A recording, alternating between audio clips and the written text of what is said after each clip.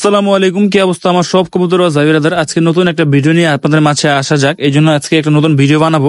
তো প্রথমে ছাদে উঠে আকাশটার যে ভিউ মাশাআল্লাহ দেখে এতই সুন্দর লাগলো যে ভাবলাম যে একটা ভিডিওই না করা যাক। দেখছেন প্লেন গেতেছে, এর মধ্যে যে আমার এই আর্মি বাচ্চাটা, এই আর্মি বাচ্চার যে ভাইটা ছিল বা বোনটা আসলে বড় না হওয়া পর্যন্ত তো নরমালি চেনা যায় না।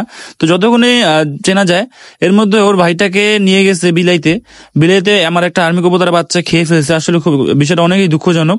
আর এই এই যে দেখেন, আমার ছাদে নর আর মাদি একসাথে ছেড়ে রাখলে এই যে এরকম প্রতিটা জায়গায় জায়গায় হইতে থাকে। এর ফলে হয় কি যে আমি যদি একটা প্ল্যানিং করে রাখি যে না, আমি এই কবুতরটার সাথে আরেকটা কবুতর জোড়া দিয়ে আমি একটা নতুন বাচ্চা নেব, কিন্তু এই যে এদের কারণে আমার জিনিসটা ভঙ্গ হয়ে যায়। তো এই জন্য নর আর মাদি একসাথে ছেড়ে রাখবেন না, হয়তো নরটাকে আগে ছাড়বেন বা মাদিটাকে আগে ছাড়বেন, বা একসাথে না ছেড়ে একসাথে উড়িয়ে তারপর খাঁচায় ঢুকে ফেলাই ভালো হয়।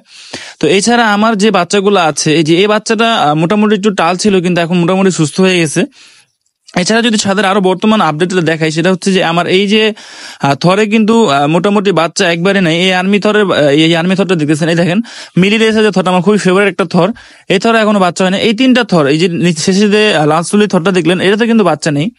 তো এরকম এখন কিন্তু আমি মল্টিং এর সময় কবুতর দিয়ে খুবই কম বাচ্চা উড়ে যাচ্ছি, এক। আর দ্বিতীয় কথা হচ্ছে যে মাদির কাছে কিছু কিছু কবুতর অসুস্থ হয়ে গেছে, যে আপনারা দেখতে পারতেছেন হয়তো, এই যে আপনার মুসালদম কবুতরটা, তারপর এই যে রেসার কবুতর, বিন্দু চোখের নর কবুতরটা, এই বিন্দু চোখের নর কবুতরটা চোখে হালকা পানি এসে পড়ছে। তো আসলে এগুলো কোনো ব্যাপার না, আসলে নিজের একটু অযত্নের কারণে এই কবুতরগুলো এরকম হয়। আর হঠাৎ গরম হঠাৎ বৃষ্টি, এই জন্য আর কি কবুতরগুলো একটু বেশি অসুস্থ হয়ে যেতেছে। এই যে দোবাস মাদি কবুতরটা লাল একসহ যে খাঁচা থেকে উড়ে যায়, বের হয়ে এক টান দিয়ে দেয়। আর এই যে টুন্ডা লাইনের যে আমার পাঙ্খি মাদিটা, এটার জন্য আমার খুবই খারাপ লাগে। তো এই যে চুয়াচন্দন কবুতর, এই ছিল আজকের আমার ছাদের বর্তমান আপডেট। তো সবাই দোয়া করবেন আমার কবুতরগুলোর জন্য, আপনার কবুতরগুলোর জন্য দোয়া রইলো। এই যে বসতেছে কবুতরগুলো মাশাআল্লাহ খুবই সুন্দর লাগে বসলে।